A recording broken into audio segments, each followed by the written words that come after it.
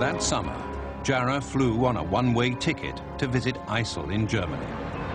It remains unclear whether he intended to return to the US to complete the mission.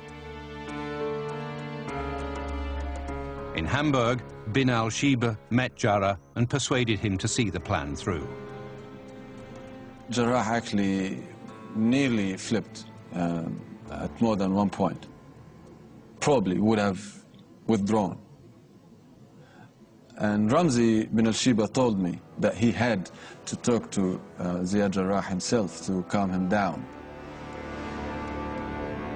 In mid-August, Jarrah flew back to the United States.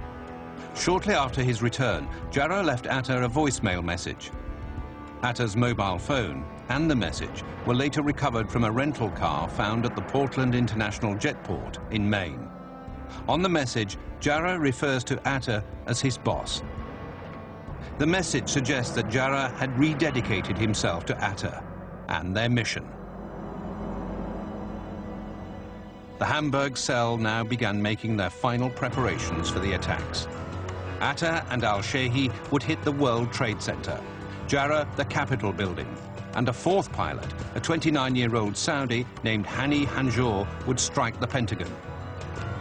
Hanjour had been chosen by al-Qaeda to replace Ramzi bin al-Shibah as the fourth pilot.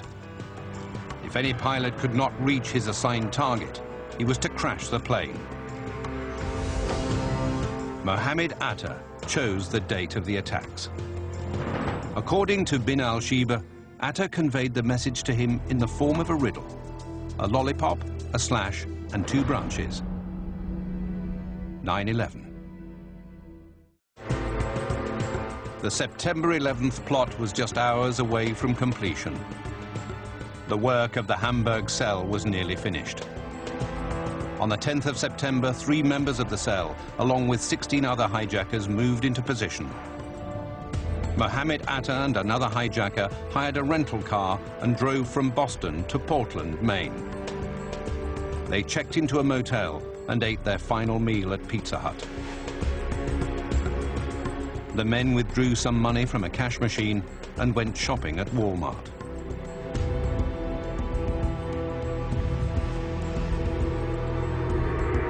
An al-Qaeda operative sent the hijackers a handwritten note preparing them for their part of the mission.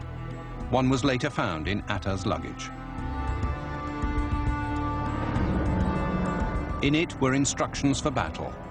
One section, titled "The Last Night," ordered Atta to steel himself for what lay ahead.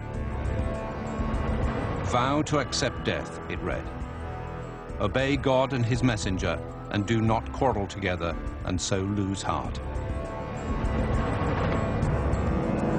That night, Ziad Jarrah wrote a chilling letter to his girlfriend. "My dear ISIL, I did what I was supposed to do. You should be very proud of me. It's an honor, and you will see the results, and everybody will be happy."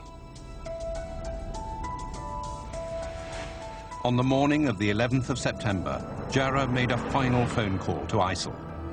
When she answered, he told her 3 times he loved her, then hung up. According to flight bookings, the men traveled under their own names and had little trouble at airport security. Later that morning, 19 terrorists boarded 4 different aircraft.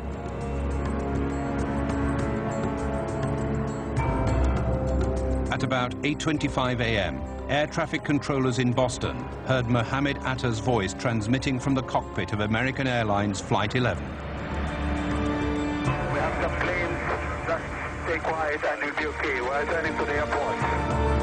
21 minutes later, at 8:46 a.m., Atta struck the North Tower of the World Trade Center.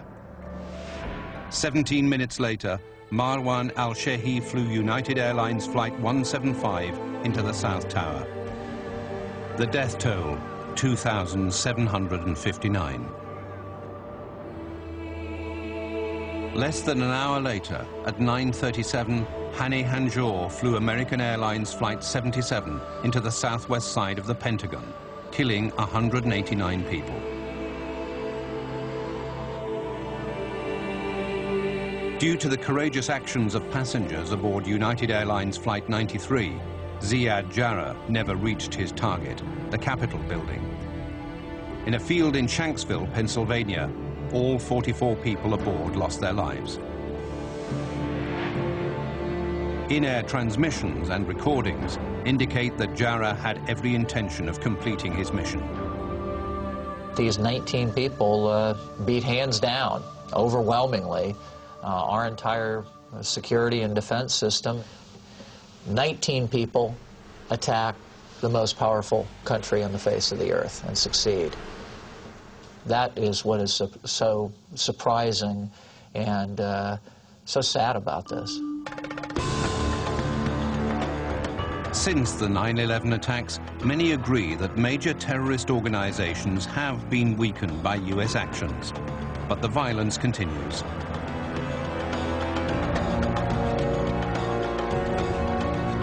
On the 11th of March 2004, 10 bombs were detonated in train stations across Madrid, killing 191 people.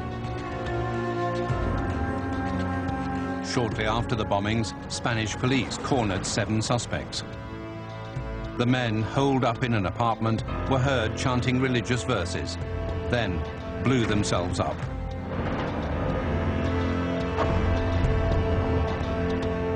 On the 7th of July 2005, London was hit by a series of explosions.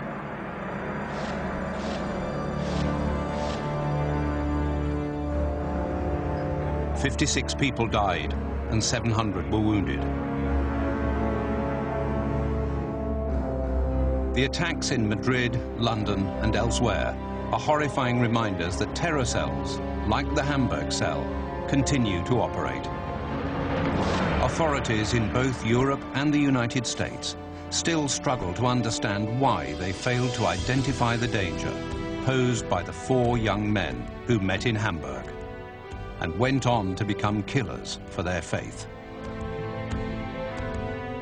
If there's something that continues to keep me up at night, left over from the 9/11 Commission, it's the fact that we didn't fully understand what the terrorists did in the United States, what kind of support network they had here, who was helping them, if that network is still here, if it can be energized and motivated, instructed to step forward by a message from Osama bin Laden even today. The perpetrators of the next attack may well be hiding in plain sight, just as the Hamburg cell did, avoiding detection until it is too late. There's no shortage of people out there willing to defend their faith. I don't think you can begin to stop it until you understand it. We're going to continue to be surprised by who turns out to be the attackers. If it hadn't been for them, it probably would have been somebody else. They were the ones who were asked, they were the ones who agreed, they were the ones who succeeded.